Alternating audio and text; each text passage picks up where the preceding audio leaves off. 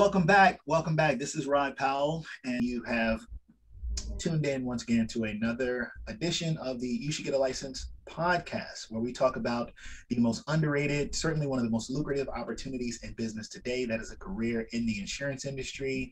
And today we have someone who is near and dear to my heart. A very, very accomplished professional in this industry. Katherine Michele Marcellus is a native of Fort Jackson, South Carolina, but she grew up in Batesburg, South Carolina. Make sure we get that straight. And is a graduate of Columbia College, actually with a degree in dance and biology. Always interesting to hear these backgrounds, and how we transition into this business. She has recently celebrated 31 years of marriage to an incredible husband, Greg. They have two grown daughters, two wonderful son-in-laws, and she's lived pretty much everywhere on the East Coast and has been a licensed agent since 2011. So almost 11 years in the business, 10 years in the business, and a regional manager, a sales team leader, a very, very accomplished professional, as I mentioned prior, and right here in Virginia. And I want to bring her on, Miss Michele Marcellus. Michele, welcome. How you doing? I appreciate you having me on. You know I wanted to call you Moneymaker, right? I know. That's okay. I wanted, the thing about, this business is that over time, we always develop nicknames and we have these, just little things that we refer to each other as. And I've known Michele, I would say my entire career in the insurance industry. Helped me, when I was a newer agent, kind of get started, and very privileged to have her as a guest. Michele, this platform is really one where we speak about the experiences that we've had, but we also talk about, the different segments of the business. With insurance, there's so many different areas where people can specialize in. And thus far, in these episodes, we've spoken with folks in the PNC side, we've spoken with folks in the life side, health side, retirement, Medicare. We've talked about all of these different segments. Can you tell us, before we even get into your background, what area of insurance is your specialty? What's your focus? What do you do on a day-to-day? We call them supplemental benefits. Your voluntary benefits, your cancer, heart, accident, and mine has been my roundhouse's worksite life, and seems to have been my specialty. If you want to get even more nitpicky, guaranteed issue insurance. I do love myself a guaranteed issue life enrollment, and just because it's an amazing thing to do for someone, to give them life insurance when they might not ever be able to get it because of health issues or what have you. It's very yes. I might go, I can't get that, and you go, yeah, you can. How much you want? So I guess guaranteed issue. Yeah. No. So I wanted to just jump in real quick, because if you could expound on guaranteed issue, people listening, if you aren't in this space, you may not have heard that term before. Sure. And maybe you have, maybe you've heard it, through your job or your whatever you're currently doing. But could you just give a little bit of what does that mean with insurance when you say guaranteed issue? So it means that there's no underwriting that you have to go through. It's set up for a limited window. So let's say a smaller group, we might have 2 weeks to see all the employees for this little group, and the life insurance will be able to issue to each of the employees up to a certain face amount without any health questions other than how old are you and do you use tobacco products, because that determines the rate.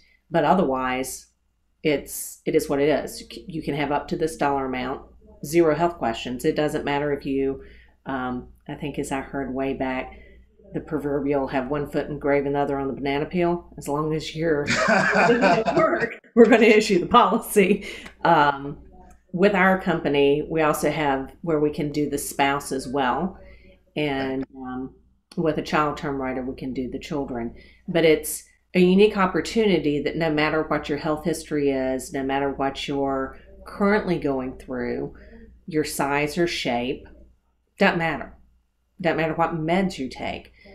You have this amount of insurance you can get up to a certain amount, and we're going to give it to you as long as you want it. You just As you specify want it. an issue. It's pretty much a gift. It's just what's comfortable for your budget. Wow, wow. That's, when we think about, insurance, we think about, and we think about life insurance, we think about the death benefit and what it does. And now in the era of the GoFundMe, we see a lot of these things happening. Mhm. But many times people take out, those crowdfunding and things like that, Mhm. many times because they don't have coverage. But there's also instances where they can't get coverage, Right. right? They won't qualify for this because in getting that insurance, you have to go through the underwriting and Mhm. maybe have to give some blood or urine or Answer the whatever kind of bodily fluid or answer some questions, yeah.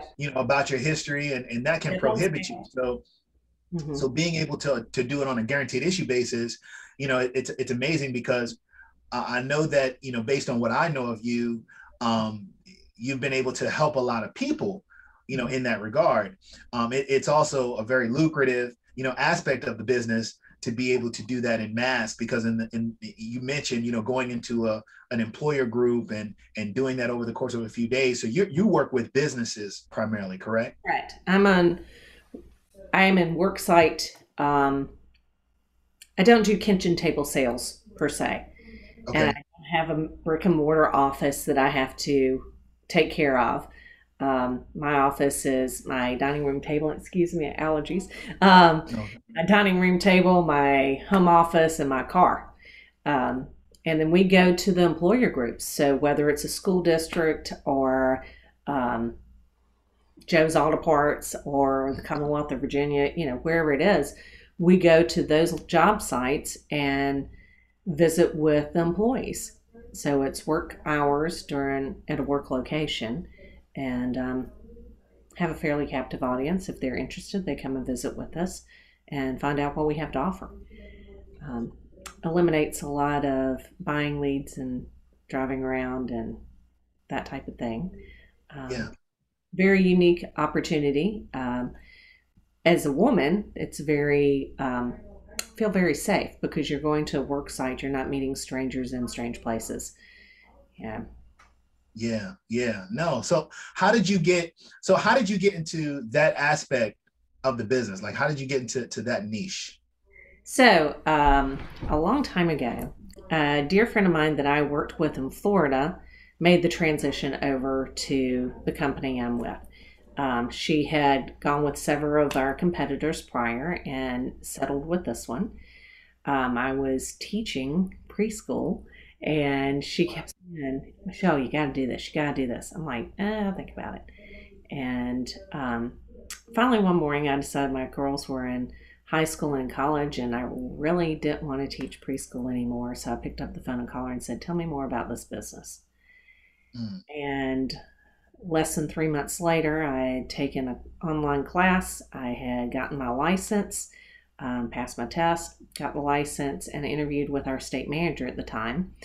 And he said, this is, I think you'll be a good fit for, and it's work hours and work locations. I'm like, okay, sold. there it Um, is. there it is, sold.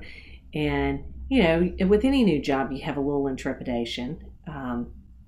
But I've never looked back. I walked away from a W 2 position working school hours, which is, holidays off, summers off. And this truly gets to, if you need to take time off, you take time off.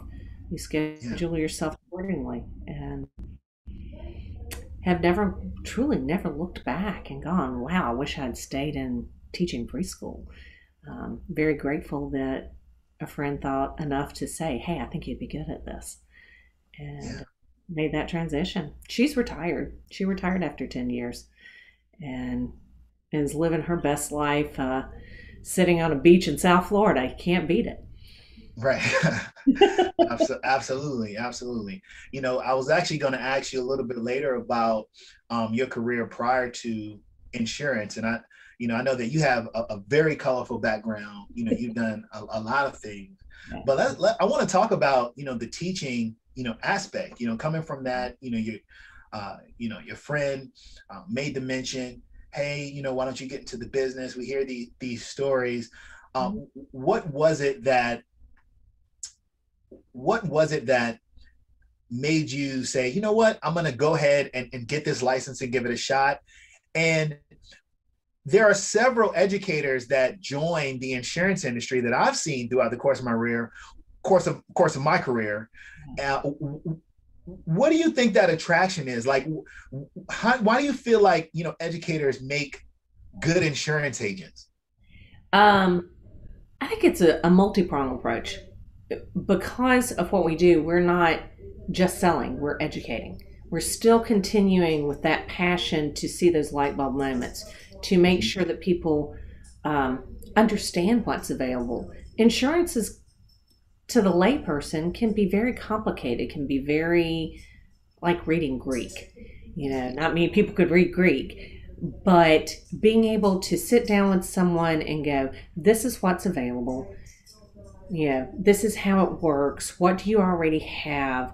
And show them how what we offer partners hand in hand with their major medical and rounds out their whole package so that they are protected not just by major medical.